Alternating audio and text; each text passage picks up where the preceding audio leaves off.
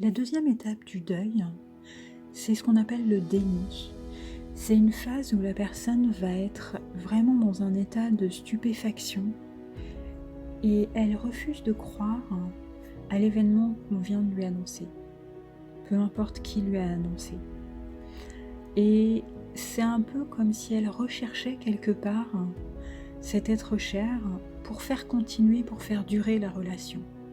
Même si elle a entendu et qu'on lui a dit que la personne était partie, qu'on lui a annoncé calmement, elle va, dans sa tête, dans son mental, continuer à vouloir faire perdurer, faire durer cette relation. C'est cette phase de déni, qui n'a pas une durée particulière. Elle peut durer plus ou moins longtemps, en fonction des gens et en fonction de la personne qu'on a perdue.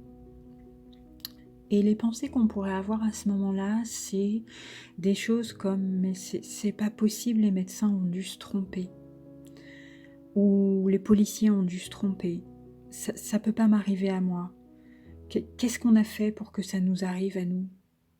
Des choses comme ça. Et après cette annonce du décès, il y a l'enterrement qui a lieu quelques jours après.